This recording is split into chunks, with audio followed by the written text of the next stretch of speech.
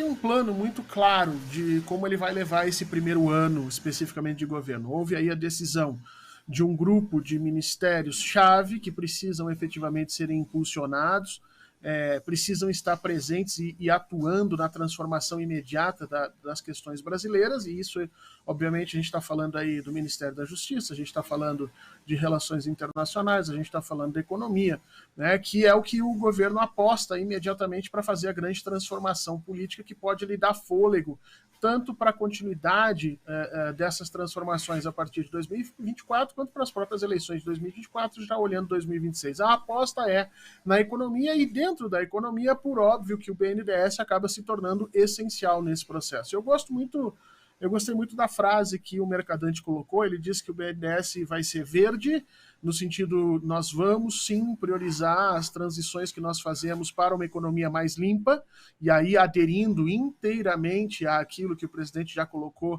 que é o Brasil do século XXI nas suas transformações energéticas. Ele diz verde inclusivo, e portanto aí ele já começa, né, ao lado da ministra Aniele Franco, trazendo um pouco dessa inclusão, ou seja, não vai ser só dinheiro liberado para empresas de grandes homens brancos e ricos, o BNDES vai ter outra cara. Verde, inclusivo, tecnológico, digital e industrializante. Esperemos que seja digital, esperemos que seja tecnológico. O Brasil, onde ficou nessas primeiras 2 décadas, muito atrasado do restante do mundo nas questões de desenvolvimento tecnológico. Está na hora da gente correr atrás. Tá aí, Mercadante no BNDES. Ele podia ter começado cancelando aquele possível financiamento ao gasoduto argentino, né? Nem sei se ele falou, não vi a cerimônia toda, mas que causou um certo alvoroço entre os ambientalistas, né? O Lula tinha dito que o BNDES iria patrocinar ali, financiar o gasoduto argentino. Fernando Horta, a gente está vendo aí um embate. Vamos torcer para o governo embalar agora, né? Estão aguardando a próxima manifestação, né, dos golpistas, né? Ninguém sabe o que vai acontecer. Você acha que a gente vai ter mais alguma surpresa? Ou agora a gente vai poder ter um governo para chamar de nosso? Não, a gente vai passar os 4 anos de governo Lula nesse processo de sempre estar com o pé atrás com relação às instituições. Essa é a herança maldita do Bolsonaro, é isso que nos legou um parlamento tão conservador, tão reacionário, tão autoritário, enfim, contrário aos processos democráticos. É isso que o Bolsonaro, de alguma maneira, nos deixou, e por óbvio que essas questões vão nos acompanhar durante os 4 anos do governo Lula. Agora, nesse momento, Luiz Inácio Lula da Silva conseguiu uma certa trégua, porque de alguma maneira ele se torna cada vez mais intocável quando ele vai para essa seara, para esse cenário internacional, né? E aí tem um pouco de paz. Agora, eu tenho a impressão que a partir da semana que vem, Conde, nós já vamos ter aí o parlamento, especialmente aqueles 32 votos, 31 votos que foram para o senador bolsonarista, nós vamos ter o parlamento começando a se mexer e já pedindo CPIs e fazendo o processo de uma oposição disruptiva, uma oposição que o PT, na realidade, em algum momento da sua história tentou fazer, mas não tinha membro para fazer.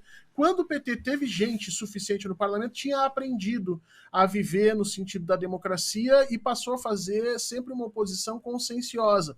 Nós vamos ter uma oposição no governo Lula muito disruptiva, Conde, muito diferente do que a gente viu até agora. E a gente vai ter que saber lidar com isso.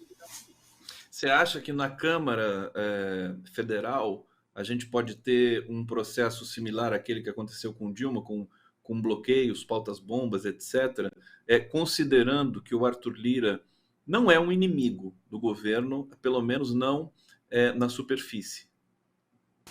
O Arthur Lira é um mafioso, né, Conde? O Arthur Lira, literalmente, ele conseguiu 464 votos no Congresso, na Câmara, e ele demonstrou para o governo o seguinte: são 464, desses 464, a gente imagina aí que mais ou menos uns 430 420 estejam sob a batuta do Arthur Lira, ou seja, ele demonstrou que ele tem uma tropa de choque brutal para um lado e para o outro, e ele vai cobrar, obviamente, para fazer essa tropa de choque ficar quietinha, para fazer ela votar em A ou para fazer ela votar em B.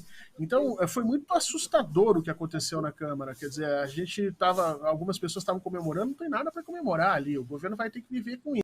Agora, isso é muito perigoso, porque se você olhar, nós estamos com todas as peças que foram usadas para desestabilizar o governo Dilma Rousseff no mesmo lugar com as mesmas pessoas. Quer dizer, nós temos um presidente da Câmara venal, como era o Eduardo Cunha lá atrás, nós temos um grupo de empresários tentando fomentar, tentando criar uma crise econômica que nesse momento é inexistente, mas que, dependendo dos esforços que são feitos e que forem colocados em prática, nós temos agora, para piorar a situação, um Banco Central independente que torpedeia a economia brasileira o tempo inteiro, 13,5% de juros, são os juros reais mais altos do mundo, não há motivo nenhum para esse tipo de coisa.